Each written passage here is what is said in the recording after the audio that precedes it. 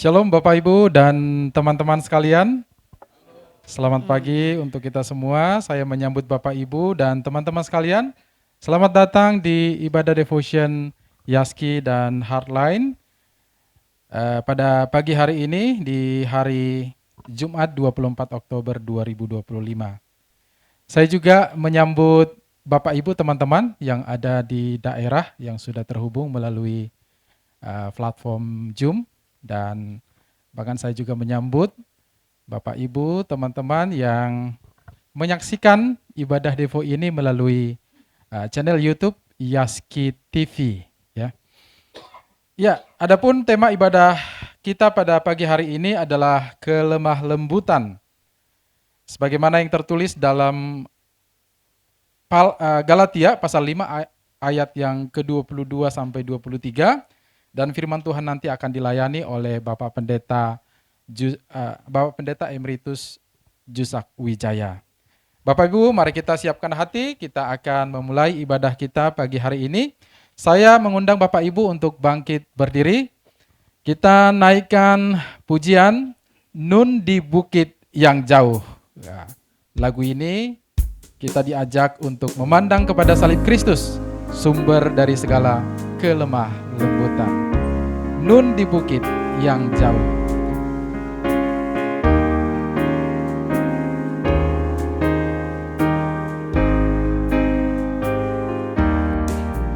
Nun di bukit yang jauh, tampak kayu salib, lambang kutuk nestapa celah. Salib itu tempat Maha Kudus menebus umat manusia.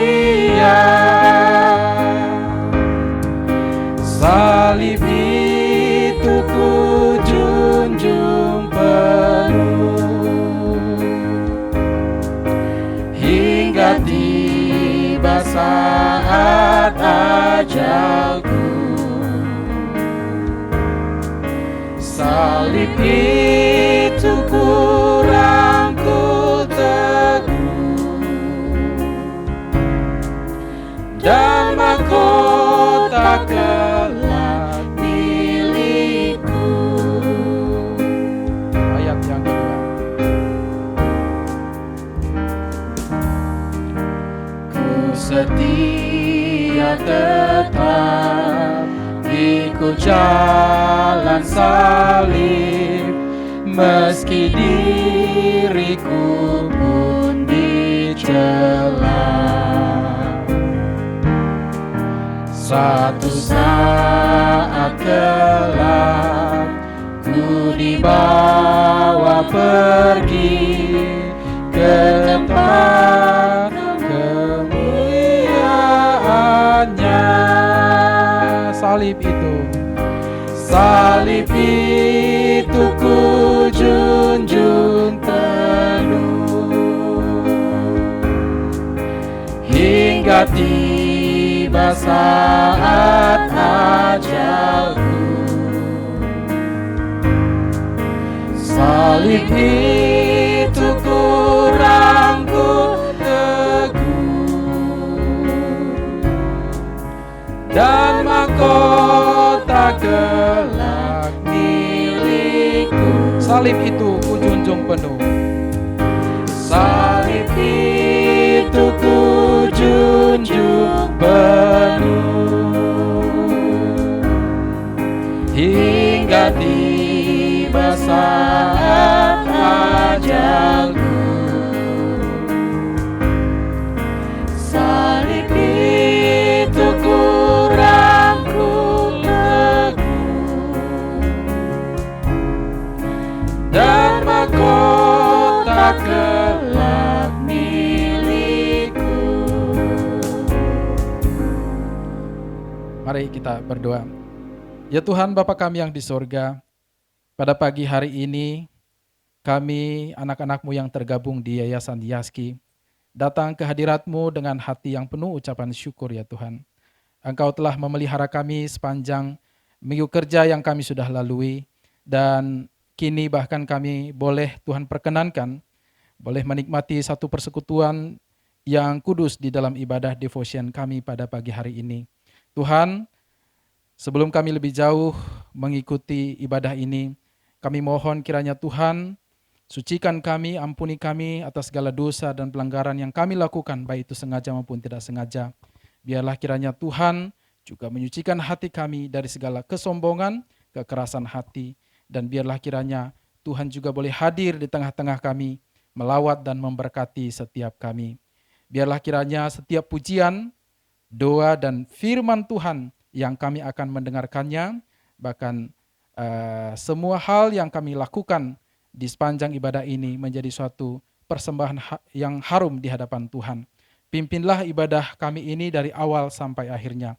Jadilah ibadah kami ini di dalam nama Bapa, Putra, dan Roh Kudus. Amin.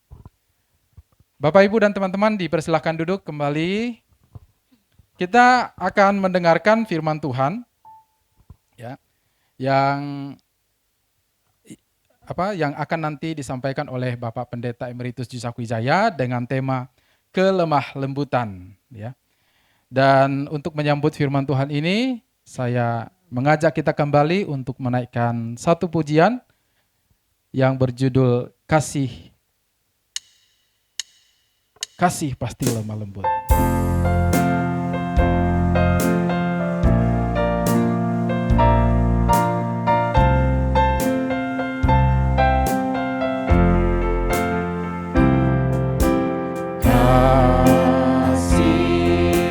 Pasti lemah lembut, kasih pasti memaafkan, kasih pasti murah hati, kasih-Mu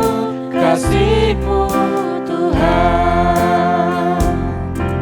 Ajarilah kami ini saling mengasihi, ajarilah kami ini saling mengampuni, ajarilah kami ini kasih-Mu ya Tuhan, kasih-Mu kudus tiada batasnya. Kita ulangi dari awal.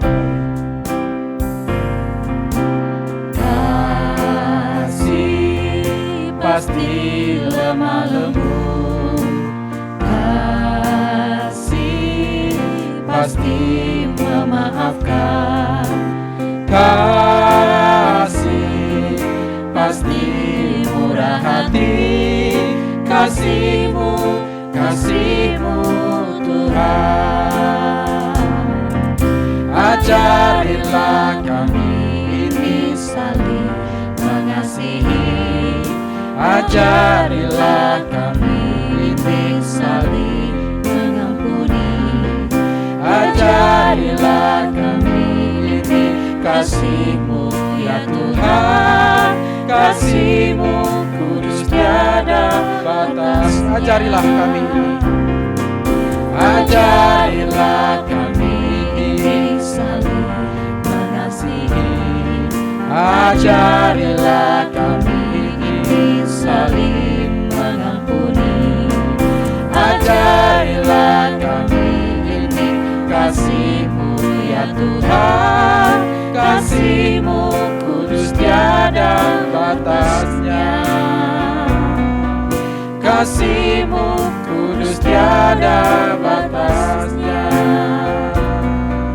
kasih-Mu kudus tiada batasnya. Waktu dan tempat dipersilakan kepada Bapak Pendeta Jusra. Mari saudara-saudara yang kasih Tuhan, kita membaca firman Tuhan dari Galatia 5 ayat 22 sampai 23 dan Kolose 3 ayat 12. Sebagaimana yang ditayangkan, demikian bunyinya. Kita baca bersama-sama.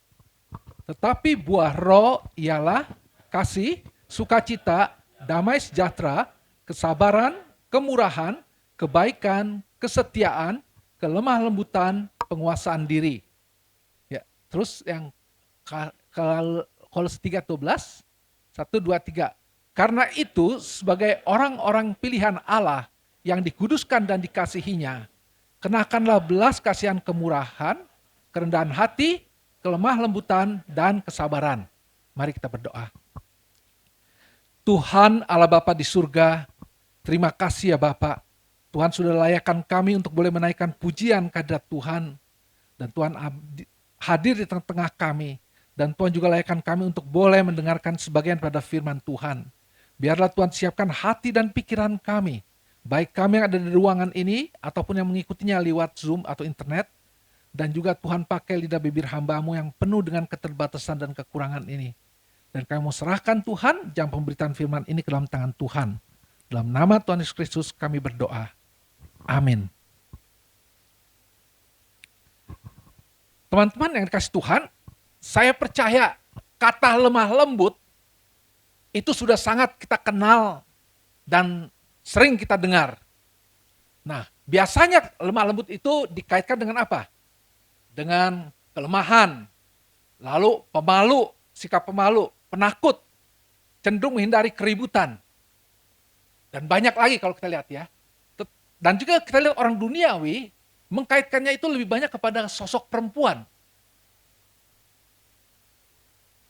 Namun kadang-kadang kalau bicara gender, itu kalau dikaitkan dengan gender, konotasinya bisa negatif. Misalnya dikaitkan dengan gender laki-laki. Coba bayangkan, misalnya, ini bukan benar ya, dikatakan Yusmanto itu orangnya lemah lembut gitu misalnya. Mungkin itu dia jadi marah. Dia bilang, siapa yang bilang saya lemah lembut? Sebel, dia bilang gitu ya. Nah teman-teman dikasih Tuhan, jadi kita lihat ini sekarang, wah ini like a lady trapped in a man's body gitu ya. Tapi kita melihat teman, sebelum kita beralih, saya pribadi tidak setuju kalau wanita itu, kata lemah lembut itu diterapkan lebih banyak pada wanita. Kenapa teman-teman dikasih Tuhan? Kalau dengan lemah lembut, wanita itu seperti kerupuk. Ya, kerupuk itu kan lemah dan lembut digigitnya ya. Nah, tetapi kita lihat kenapa saya tidak setuju, saya lebih suka sosok wanita itu disebut lembut, tetapi tidak lemah. Tepatnya lembut tapi alot begitu ya. Nah kenapa saya katakan begitu? Coba pikirkan. Kenapa waktu Tuhan menciptakan, tanggung jawab melahirkan Tuhan berikan pada wanita? Bukan pada laki-laki. Mungkin teman-teman bilang, kan dari jenis kelaminnya udah jelas wanita nggak sulit buat Tuhan untuk pindahkan jenis kelaminnya wanita seperti jenis kelamin laki-laki atau yang pria dengan jenis kelamin wanita. Tetapi teman, saya melihat ada satu unsur, yaitu kita tahu waktu bicara kenapa kewajiban melahirkan diberikan pada wanita, itu melahirkan bukan satu hal yang mudah. Ya, itu pergumulan antara hidup dan mati. Bayangkan seorang wanita, dia harus mengandung 9 bulan. Lalu waktu melahirkan anak, itu beda dengan melahirkan anak sapi begitu teman-teman. Kalau anak sapi begitu lahir udah langsung bisa jalan. Anak jerapah kalau kalian lihat di YouTube ya. Tapi anak manusia itu harus disusui, harus dipelihara selama 8-9 bulan, lalu kemudian dilatih untuk berjalan, dan itu butuh waktu yang panjang. Jadi teman-teman dikasih Tuhan, saya percaya wanita itu lebih tepatnya dikatakan ya, dia itu lembut, tetapi alot seperti karet. Dibanting bagaimanapun oleh keadaan ya.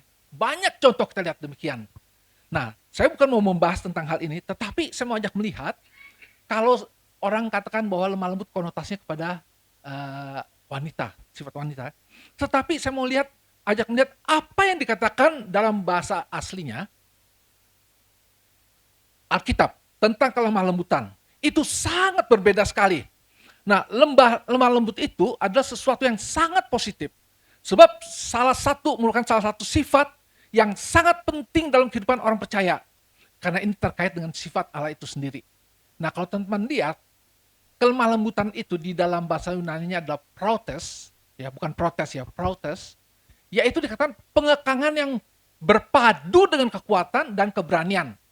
Di mana seseorang yang bisa marah pada saat diperlukan, dan dia bisa tunduk dengan rendah hati di tengah perlawanan ataupun tekanan yang dihadapi.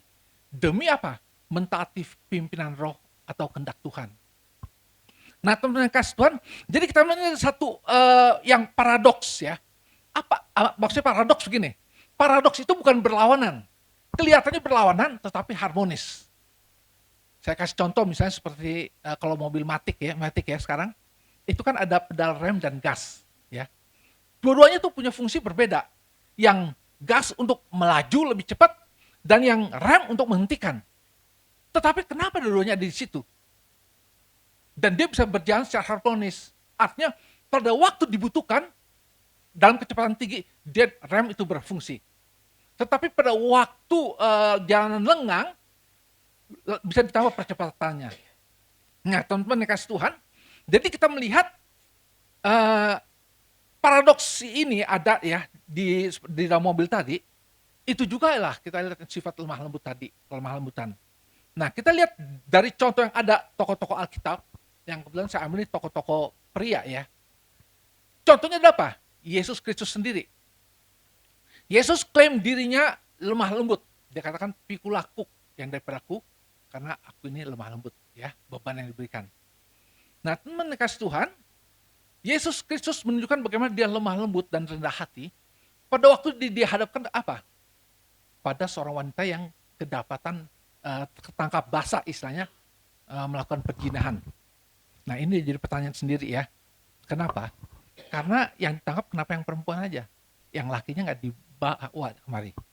Nah, pada saat itu Yesus ditanya, sedang dicobai oleh orang Farisi dan ahli Taurat. Dia kan, guru, perempuan ini kedapatan berzina dan sehukum dia harus dirajam dengan batu. Tapi Yesus masih tetap menulis, ya. Saya nggak tahu apa yang dipikirkan, dan Alkitab nggak membahas apa yang ditulis oleh Tuhan Yesus. Dan terus ditekan oleh mereka. Lalu Yesus katakan apa? Siapa di antara kalian yang tidak berdosa, dialah yang pertama kali melempar batu. Jawaban itu sederhana tapi tajam seperti menusuk pisau ke dalam hati ya. Semua orang sadar siapa yang nggak berdosa ya. Lalu mereka pergi meninggalkan satu demi satu. Tinggal Yesus dengan perempuan itu. Yesus bertanya pada wanita itu, hai perempuan, di manakah mereka yang ingin menganiaya kamu, melempari kamu? Sudah tidak ada lagi Tuhan. Aku pun juga tidak melempari kamu. Saya mau tanya, ketika semua orang itu yang tanya yang berdosa silakan meninggal, lempar batu duluan, semuanya pergi. Kenapa? Mereka sadar bahwa mereka adalah orang berdosa. Berarti yang berhak untuk melempar batu kepada perempuan itu siapa? Orang yang tidak berdosa. Yang tidak berdosa itu siapa? Yesus sendiri. Tapi sungguh mengejutkan apa yang Yesus jawab. Aku pun juga tidak akan menghukum kamu. Artinya apa teman-teman? Yesus punya kuasa. Dia berhak melakukan sesuai dengan hukum Taurat yang ada. Tetapi disitulah kita lihat bagaimana dia punya kasih yang dia nyatakan pada perempuan ini. Lalu dia katakan, pergilah dan jangan berbuat dosa lagi. Nah, ini kita lihat satu kelemah lembutan yang Tuhan Yesus nyatakan. Lalu kita lihat juga teman-teman ya, dikatakan pergilah dan jangan berbuat dosa lagi mulai dari sekarang. Ya, itu yang membawa pertobatan buat wanita ini. Jadi teman-teman, terus kita lihat juga Musa. Musa digambarkan sebagai orang yang di dalam Bilangan 12 ayat 3 dikatakan, dia digambarkan sebagai orang yang sangat rendah hati, lembut artinya ya, lebih daripada setiap manusia di mana saja di atas muka bumi ini. Ini satu statement yang dinyatakan oleh Alkitab ya, luar biasa. Nah, di mana kita lihat kelemah lembutan daripada Musa? Pada waktu dia diprotes oleh Harun dan Miriam, yang merasa bahwa pimpinan itu nggak harus kamu. Kami juga berhak dapat pimpinan dari Tuhan, ya sebagai pimpinan. Mereka klaim itu. Tapi terlalu Musa tidak membalas teman. Dia tidak berusaha untuk membela diri. Sampai Tuhan nyatakan kehadirannya dalam tiang awan, dan menyatakan kemuliaan Tuhan. Dan lalu Miriam dan Harun dihukum. Teman-teman yang kasih Tuhan, kita lihat Musa berdoa supaya Tuhan lepaskan Miriam dan Harun. Dan Tuhan dengar doanya. Lalu kita lihat dalam kejadian yang lain apa? Ketika bangsa Israel terus melakukan dosa, melawan Tuhan, mereka dirikan patung lembu emas. Waktu Musa melihat itu dan Tuhan murka luar biasa. Lalu apa yang dikata Musa? Musa bilang, biarlah namaku tidak ada dalam kitab kehidupanmu, kitab yang kau tulis. Dia rela dibuang dari kitab yang tulis asal bangsa ini diselamatkan. Tapi Allah yang berdaud mengatakan tidak. Mereka yang berdosa tetap harus dihukum, tetapi mereka yang tidak bersalah akan tetap diselamatkan. Nah teman-teman, itu kita lihat dari Musa. Lalu kita lihat dari contoh yang lain adalah siapa? Yaitu Daud. Daud itu adalah sebagai seorang panglima perang, dia adalah menantu raja, dan memberikan banyak kemenangan. Tetapi waktu Saul tahu bahwa Daud akan menggantikan dia, Daud telah diurapi oleh Samuel, lalu yang timbul dalam pikiran dia apa? Tidak bisa, kerajaan ini adalah milik aku. Ini harus diturunkan kepada anakku, kepada keturunanku. Dia lupa bahwa sejak awal dikatakan bahwa kewenangan raja itu diangkat oleh Tuhan sendiri melalui Samuel, nabi. Tetapi Saul sudah menikmati kekuasaan yang ada, dia tidak mau melepaskannya. Lalu apa yang terjadi? Lebih celaka lagi, dia mengejar Daud kemanapun Daud ada. Ada dua peristiwa, yaitu pertama di Gua Adulam, dan kedua di padang gurun Sif. Nah di Adulam itu peristiwanya sama, saya tidak bahas keduanya, tapi intinya adalah apa? Waktu kedapatan Saul sedang tidur di padang gurun Sif, padahal Saul habis saja berperang, dan demi seorang Daud dia mau habiskan, dia pakai 3.000 tentara pilihan. Kayak sekarang ini Kopassus begitu ya. Bayangkan teman, satu orang yang berjasa bagi negara, yang juga mengharumkan nama mertuanya sendiri, menantu sendiri, tetapi mau dikejar untuk dibunuh karena dianggap dia sebagai saingan. Nah ini satu Alkitab jujur menceritakan ini ya. Nah teman yang dikasih Tuhan, lalu apa yang terjadi? Saul tertidur dalam kemahnya, dan Daud sampai di situ, lalu teman-teman Daud berkata kepada dia apa? Mengatakan begini, kalau kita di Alkitab ya, dikatakan mereka bawa ayat yang luar biasa. Ya, ini satu provokasi, bukan tekanan gitu. Dia bilang, Daud, bukankah ini jawaban Tuhan? Ya, bahwa Tuhan akan menyingkirkan musuh-musuhmu, ditundukkan, dan Tuhan serahkan kepadamu. Dan inilah saatnya, ya, mari kita habisi dia, dan kamu langsung naik jadi raja. Dan bukankah itu sesuai kehendak Tuhan? Tapi teman-teman, sebagai orang yang dikatakan Daud sebagai a man who after God's own heart, yang dia selalu berusaha mencari isi hati Tuhan, dia katakan apa? Jangan lakukan tindakan apapun juga terhadap orang yang diurapi oleh raja. Nah teman-teman, kita melihat itulah yang dilakukan oleh Daud. Luar biasa bukan? Ya. Nah jadi kita lihat, mungkin sebagian teman-teman mengatakan ya, satu lagi saya lihat di dalam perjanjian baru adalah Paulus. Di Roma 9 ayat 3, Paulus bahkan mengatakan begini, bahkan aku mau terkutuk dan terpisah dari Kristus demi saudara-saudaraku, kaum sebangsaku secara jasmani. Kenapa teman-teman? Daud begitu sedih karena bangsanya sendiri menolak Kristus. Dan dia bilang, aduh, kalau bisa aku pun terpisah dari Kristus nggak apa-apa deh. Asal mereka ini boleh diselamatkan. Nah teman-teman, masih banyak lagi contoh-contoh lain yang boleh saya sampaikan. Seperti Yusuf misalnya ya. Dia menunjukkan bagaimana kelemah lembutan di tengah kekuasaan yang dia miliki. Dan ada satu waktu di mana dia bisa membalaskan dendam dia. Bayangkan teman-teman, Yusuf itu dianiaya, dibuang ke dalam sumur, dijual kepada pedagang dari Mesir. Lalu sampai di Mesir dia harus menjadi budak ya. Begitu banyak penderitaan, dan kalau lihat coba nostalgia ke belakang, itu dendam kesumat bisa timbul ya. Tetapi kita lihat apa? Yusuf lebih melihat apa yang Tuhan mau dia kerjakan. Apa rencana Tuhan dalam hidup dia. Dalam katekismus yang Westminster Catechism dikatakan pertanyaan pertama bukan bicara tentang Allah. Pertanyaannya adalah, what is the chief end of man? Jawabannya adalah apa? Apakah tujuan hidup manusia? To glorify God and enjoy Him forever. Berarti Daud tahu sebagai umat ciptaan, apa yang harus dilakukan Yusuf maksudnya ya, yaitu untuk memuliakan Tuhan. Nah teman-teman dikasih Tuhan, Yusuf tidak pakai kekuasaan dia untuk mengatakan, this is the time ya, kamu sudah menganiaya saya begitu rupa, dan sekarang waktunya saya lakukan itu. Tidak. Dia katakan apa? Kamu mereka-rekakan yang jahat untuk aku, tapi Allah merekakannya itu untuk kebaikan seluruh bangsa, untuk keluarganya dan seluruh bangsa Israel boleh diselamatkan. Teman-teman, banyak sekali kalau boleh diungkapkan mengenai ini apa, eh, kelemah lembutan yang dimiliki oleh tokoh-tokoh ini. Tapi mungkin ada berkata orang-orang Kristen yang memahami setengah-setengah mengatakan, ya Pak, bisa aja dong Musa, Daud seperti itu ya. Mereka kan itulah raksasa iman. Mereka yang orang-orang rohani yang luar biasa. Enggak juga teman-teman. Alkitab mengatakan bahwa buah roh hanya tidak dihasilkan oleh orang-orang seperti ini. Ya, roh tidak hanya memimpin orang-orang yang luar biasa, tidak.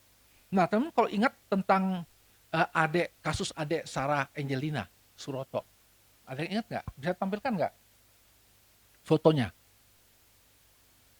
Ya. Nah, teman, ini adik Sarah ini dibunuh oleh mantan pacarnya, namanya Ahmad Iman Al-Hafid, bersama dengan pacar barunya, yaitu Ashifa Ramadhani, pada tahun 2014. Dan yang terjadi, dia tidak langsung dibunuh, dia dibawa keliling, dianiaya dalam perjalanan, ya sampai dia kelelahan, lalu dibunuh dan dibuang di Bekasi. Oh, tidak salah. Tapi yang saya mau ceritakan adalah apa? Kalau Anda ada sebagai orang tua, bagaimana sikapnya? Pasti akan marah, bukan? Tapi yang terjadi adalah apa? Kedua orang tua ini, Elizabeth, ibunya, dan Suroto, itu mau memaafkan anak ini. Bahkan Elizabeth mau datang mengunjungi si Hafid ini, teman-teman. Ini orang biasa, bukan seorang tokoh, tetapi orang yang mengerti bahwa ketika mereka telah diselamatkan, apa yang mereka harus lakukan, apa yang harus mereka kerjakan adalah mentaati apa yang menjadi rencana Tuhan dalam hidup mereka. Kalau orang seperti ini, teman-teman, bisa, saya percaya kita ini yang setiap Jumat pagi ikut ibadah, setiap minggu kita ke gereja kita masing-masing, pasti bisa melakukannya. Nah, teman-teman dikasih Tuhan, kelemah lembutan adalah buah roh. Ya. Tetapi pertanyaan adalah bagaimana buah roh itu dihasilkan, diproduksi. Galatia 5 ayat 24 sampai 25 berkata demikian, ya. Barang siapa menjadi milik Kristus Yesus, ia telah menyalibkan daging dan segala hawa nafsu dan keinginannya. Jikalau kita hidup oleh roh, baiklah hidup kita juga dipimpin oleh roh. Teman-teman dikasih Tuhan, barang siapa menjadi milik Kristus, ia telah menyalibkan daging dan segala hawa nafsu dan keinginannya. Teman-teman dikasih Tuhan, waktu kita hidup di dunia ini, ya, masih terus dipengaruhi oleh apa yang ditawarkan dunia ini. Bukan berarti kita mengabaikan, ya. Hal-hal kedagingan tetap ada, misalnya lapar, haus, ya, keinginan untuk keluarga yang sejahtera, itu ada. Tetapi kadang-kadang waktu itu kita menjadi kemaruk, ya. Nah, itu dianalogikan begini. Waktu kita berlayar, ya, kita meninggalkan daratan, kan. Nah, daratan itu makin lama makin tidak kelihatan, teman-teman, ya. Waktu kita makin jauh, akhirnya yang kita lihat hanya laut sekitar kita. Apa yang tetap ada bersama dengan kita? Langit tetap ada, teman-teman.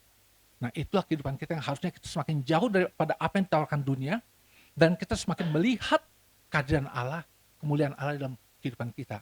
Sehingga kita memahami apa yang menjadi isi hati Tuhan, dan kita berusaha untuk menjalankannya dalam hidup kita. Nah, teman-teman yang kasih Tuhan,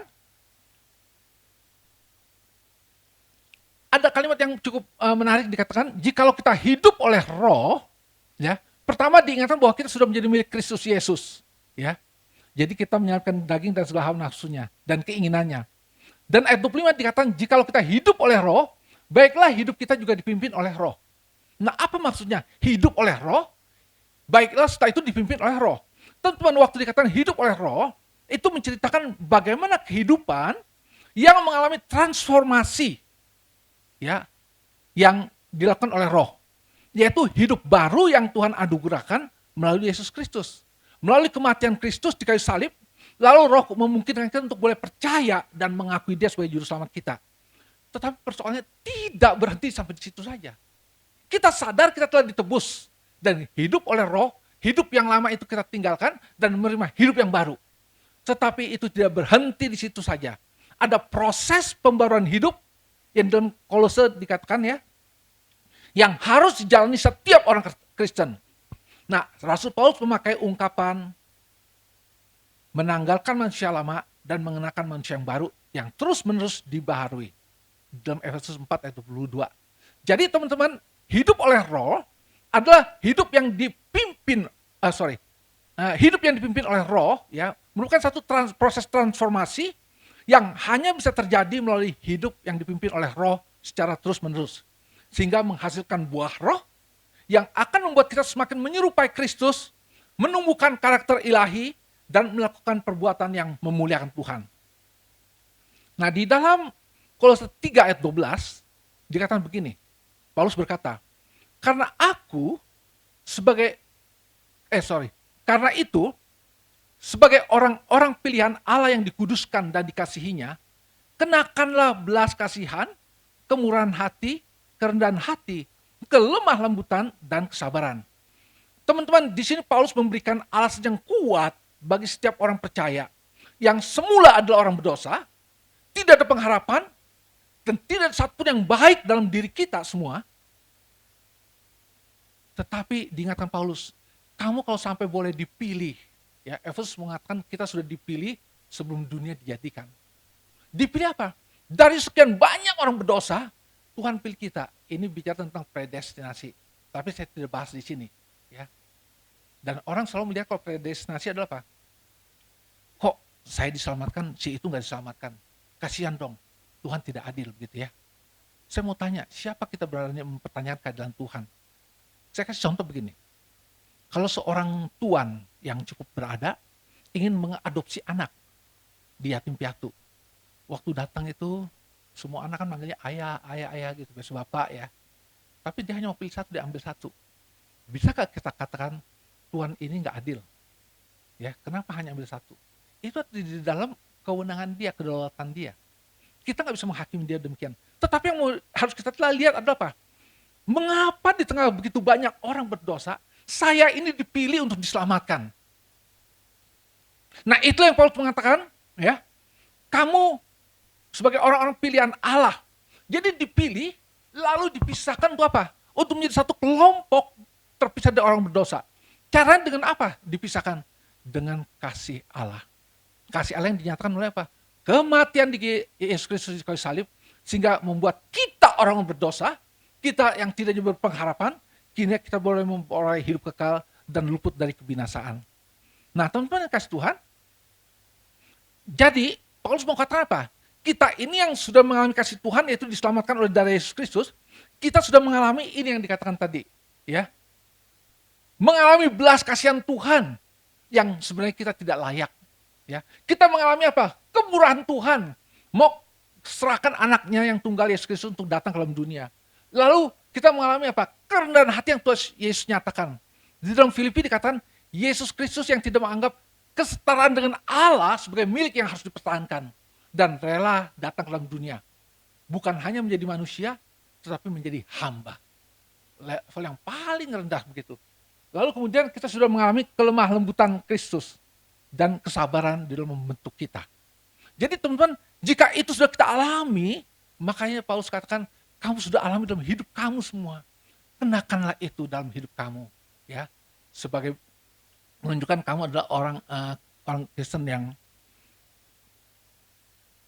harus punya karakter Kristus, ya, sebagai manusia baru yang meninggalkan manusia lama, dan harus punya karakter Kristus di dalam hidupnya masing-masing.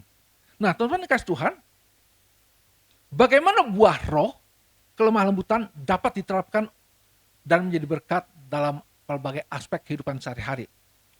Pertama, teman, untuk berhubungan dengan orang lain, kelemah lembutan itu membantu kita untuk bersabar, mendengarkan dan memahami orang lain. Kita memberi contoh siapa? Tokoh Barnabas. Barnabas itu adalah tokoh yang pemersatu. Dia juru damai. Kita ingat waktu Paulus itu dicurigai, lalu Barnabas yang memberikan pendekatan kepada para rasul yang ada. Kenapa dicurigai? Karena Paulus itu pernah menjadi seorang yang pengejar orang Kristen, penganiaya orang Kristen yang nomor satu, yang paling ditakuti. Barnabas berperan di situ. Waktu Paulus berselisih dengan Barnabas, kenapa? Barnabas mau ajak Markus untuk ikut di dalam pelayanan, Paulus bilang tidak bisa. Orang ini tidak bertanggung jawab, ya. Tapi Barnabas melihat apa? Itu masa lalu, bisa dibentuk sekarang. Lalu akhirnya Paulus kekeh nggak mau, malah Barnabas dan Markus pergi sendiri. Tapi pada akhirnya apa? Paulus waktu kirim surat bilang, tolong kirimkan salam kepada Markus. Ya, aku rindu padanya. Dia telah menjadi alat yang luar biasa bagiku. Teman-teman yang kasih Tuhan, kita lihat juga selain itu, apalagi? Itulah sebabnya Barnabas disebut sebagai anak penghiburan atau juru damai. Yang berikutnya adalah bisa memenangkan iman, khususnya suami. Di dalam 1 Petrus 3 ayat 1-2 dikatakan, demikianlah juga kamu, hai istri-istri, tunduklah kepada suamimu, supaya jika ada di antara mereka yang tidak taat kepada firman, mereka juga tanpa perkataan dimenangkan oleh kelakuan istrinya. Jika mereka melihat bagaimana murni dan salehnya hidup istri mereka itu. Saya pernah ceritakan teman-teman tentang seorang wanita, keluarga di Korea, yang waktu itu perang Korea Utara dan Selatan. Lalu Amerika hadir mendirikan pangkalan militernya. Nah, suami ini melakukan KDRT terhadap istrinya. Dia tidak senang kepada istrinya. Kenapa?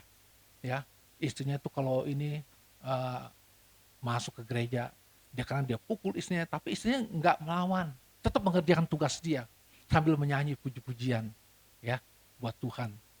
Nah, si suami bermabuk-mabukan. Singkat cerita, satu kali dia pulang kemalaman, si istrinya tunggu kok belum pulang juga. Lalu suaminya pulang dalam keadaan mabuk, dan dia ketemu dengan di dalam pangkalan Amerika itu militer, dia diinterogasi. Menangkap. Kamu komunis ya? Bukan, dia bilang. Lalu kamu siapa? Saya Kristen. Coba tunjukkan bagaimana kamu Kristen. Bagaimana tunjukkan? Ayat Alkitab dia nggak pernah baca. Dia ingat istrinya sering nyanyi. Lagu pujian istrinya dia nyanyikan ya. Dan akhirnya itu meyakinkan si para ini tentara Amerika, dia dilepaskan. Dia pulang ke rumah, dia lihat lampu rumah masih menyala. Waktu dia buka pintu pelan-pelan, dia lihat istrinya sedang duduk berlutut berdoa. Dia dengar doanya mengatakan, Tuhan, suamiku yang kau percayakan padaku sampai hari ini belum pulang. Walaupun dia sering menganiaya aku, tapi aku tetap mengasihi dia seperti engkau mengasihi aku dan engkau juga mengasihi dia. Tolong pimpin dia pulang sampai ke rumah dengan selamat. Jangan terjadi apa-apa pada dia. Ya, setelah dia katakan amin, suami yang tidak tahan lagi langsung waktu itu langsung dia menangis, dia peluk kaki istrinya, teman-teman. Kita lihat di situ ya, kehidupan saleh seorang istri memenangkan suaminya. Lalu kemudian apalagi kita lihat manfaat daripada kelemah lembutan ini, meredakan konflik. Kelemah lembutan membantu kita untuk tetap tenang dan tidak membalas kejahatan dengan kejahatan. Saat hadapi perlawanan, itu yang Paulus katakan kepada Timotius, perlawanan dari orang-orang yang tidak sepaham dengan pandangan dia. Paulus katakan apa? Dia mendesak Timotius untuk ramah terhadap semua orang, cakap mengajar dan sabar dengan lemah lembut mengoreksi mereka. Jadi teman-teman kita lihat bagaimana peranan lemah lembut itu. Terus kemudian kita lihat yang berikut adalah bagaimana dia bisa mengembangkan hubungan.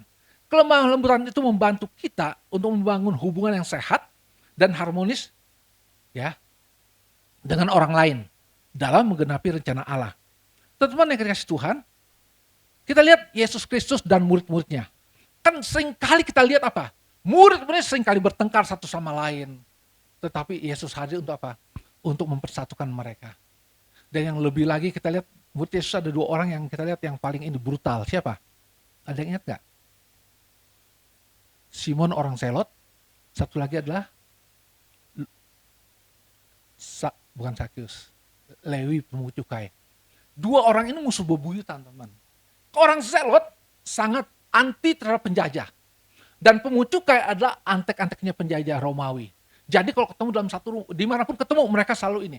Jadi orang Selot selalu bawa pisau kecil di balik sakunya ya. Tapi kenapa bisa akur? Kita nggak pernah cerita bahwa Simon orang Selot berantem terus sama si ini enggak. Kenapa? Itulah keadaan Yesus Kristus di situ, teman-teman kasih Tuhan. Nah, pertanyaan buat kita adalah teman, mungkin nggak kelemah lembutan orang itu hidupnya nggak dipimpin? Tadi saya katakan, kalau orang itu mengalami transformasi hidup yang dipimpin oleh Roh. Setelah dia menerima hidup baru oleh Roh, lalu sekarang dia hidupnya dipimpin Roh. Makanya ada kelemah lembutan. Bisa nggak tanpa itu dia ada kelemah lembutan? Bisa. Tetapi apa teman?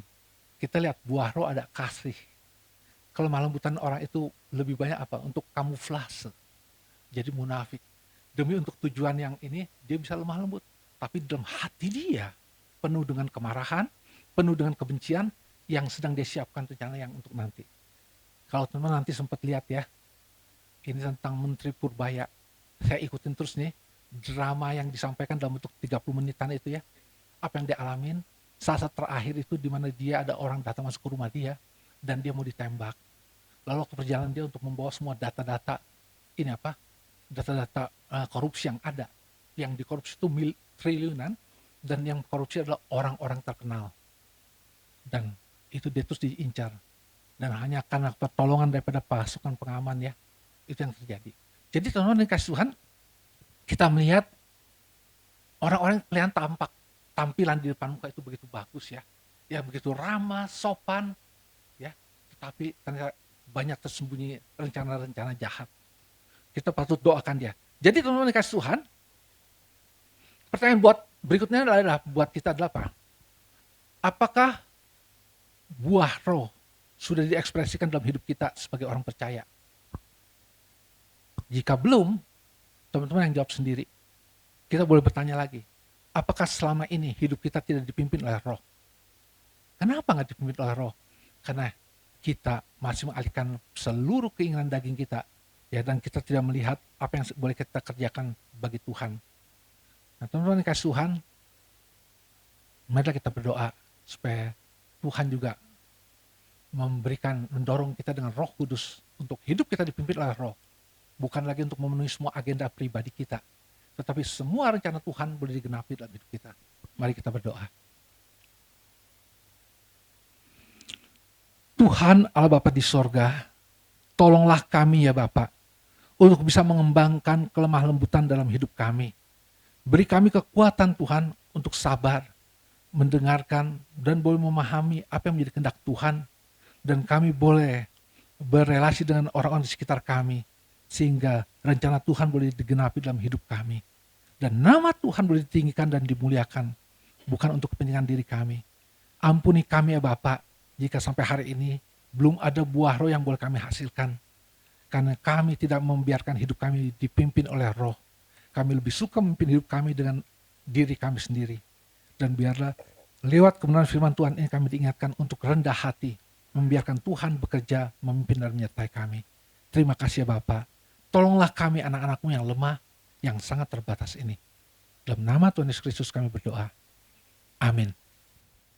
Mewakili semua yang hadir dalam devosi ini, kami mengucapkan terima kasih banyak atas pelayanan Pak Pendeta Jusak, atas firman Tuhan yang sudah disampaikan. Baik Bapak Ibu, selanjutnya kita akan mengumpulkan persembahan. Ya, persembahan ini dikumpulkan untuk mendukung hamba-hamba Tuhan yang ada di pedalaman yang disalurkan langsung oleh Yayasan Yaski. Ya, jadi nanti persembahan akan dikumpulkan ke depan, nanti boleh dimulai dari sebelah kanan saya, dan bagi Bapak Ibu dan teman-teman yang ada di daerah boleh memberikan persembahan melalui kiris yang sudah disediakan. Ya. Baik Bapak Ibu, sembari kita mengumpulkan persembahan, kita akan nyanyi lagu Yesus Memanggil, Mari Segera.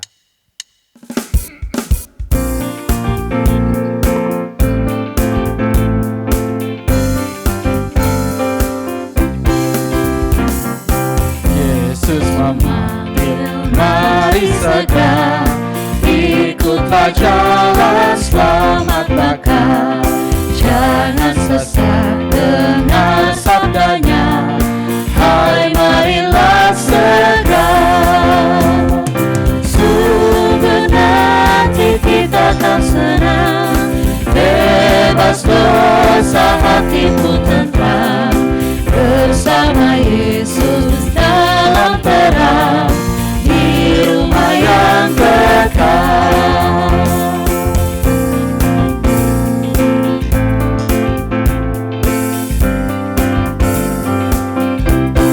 Ayat kedua. Hai marilah kecil dan besar, biar hatimu kirang benar, pilihlah Yesus jangan gentar. Hai mari datanglah,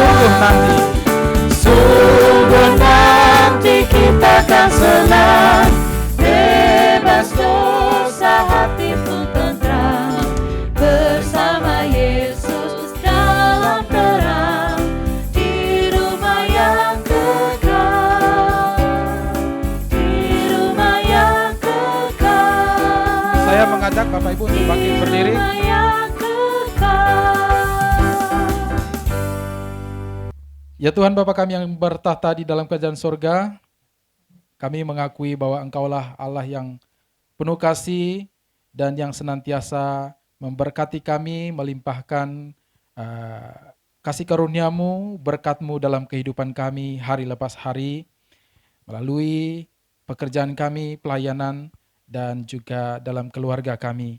Dan kini kami mau mempersembahkan sebagian daripada apa yang Tuhan sudah berikan kepada kami sebagai ungkapan syukur kami atas kebaikan Tuhan. Kiranya Tuhan Engkau memberkati persembahan ini. Biarlah kiranya persembahan yang sudah dikumpulkan ini boleh dipakai untuk mendukung hamba-hamba Tuhan yang ada di pedalaman yang akan disalurkan oleh Yayasan Yaski. Dan ke depan biarlah Tuhan boleh terus menggugah hati kami untuk selalu sedia mendukung pekerjaan Tuhan. Di dalam nama Tuhan Yesus Kristus, penebus dan juru selamat kami yang hidup, kami berdoa. Amin. Ya, masih tetap berdiri, kita akan mengakhiri ibadah devotion kita pada pagi hari ini. Dan kita kembali menaikkan lagu pujian sebagai lagu pengutusan, Yesus menginginkan daku. Dan di akhir pujian ini nanti mohon kembali kepada Bapak Pendeta Yusak untuk memimpin doa syafaat dan juga sekaligus doa berkat. Yesus menginginkan daku.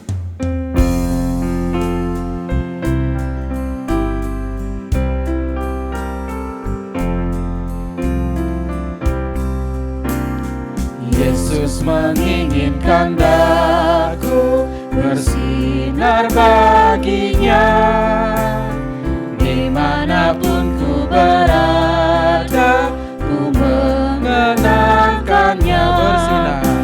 Bersinar, bersinar, itulah kehendak Yesus. Bersinar, bersinar, aku bersinar terus.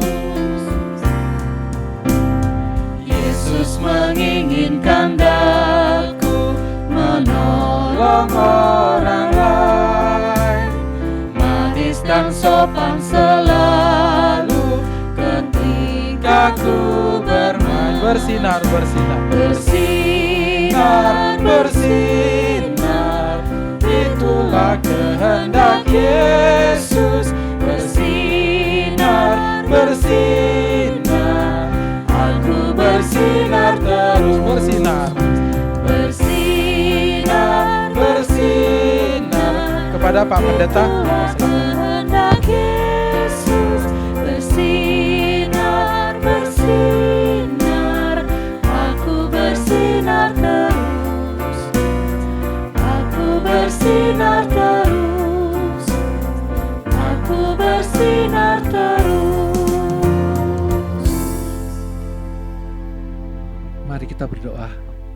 Tuhan Allah Bapa di surga, kami kembali menghadap hadirat Tuhan yang kudus, dan kami ingin menaikkan syukur kami ya Bapa, ketika Tuhan boleh memimpin seluruh ibadah ini hingga saat ini. Dan biarlah Tuhan kebenaran firman Tuhan tidak hanya sampai di kepala kami, tapi boleh turun ke dalam hati kami, dan boleh kami laksanakan dalam kehidupan kami hari lepas hari. Terima kasih Tuhan, kami juga bersyukur kami boleh menaikkan doa-doa syafaat kami.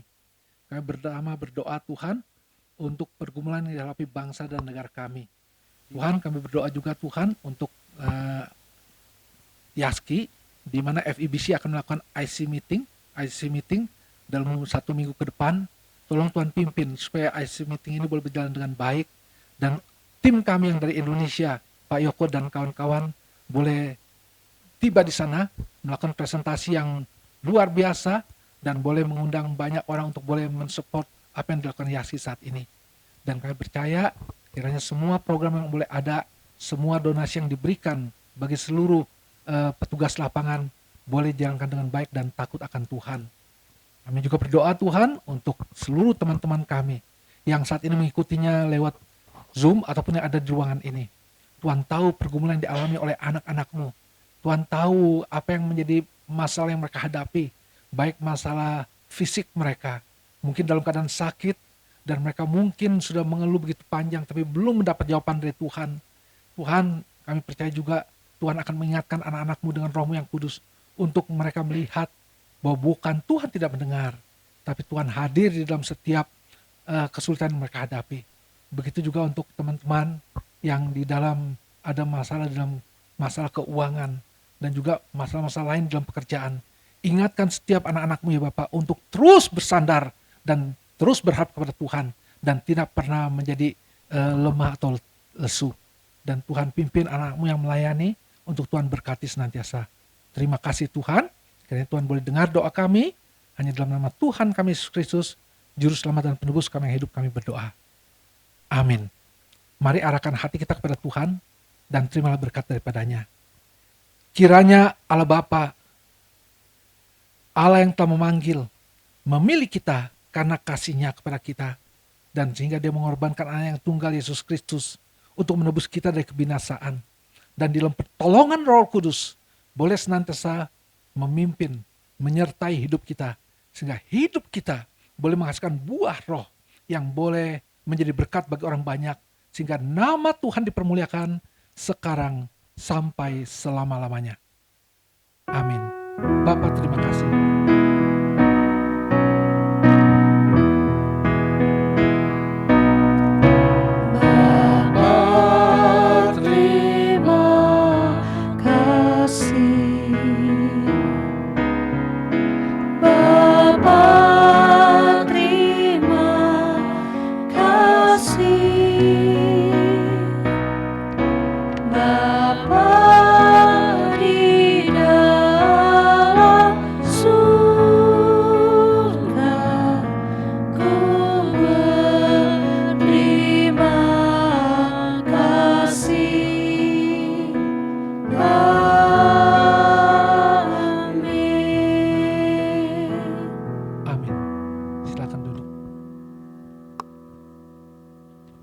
Saat teduh dan ibadah selesai.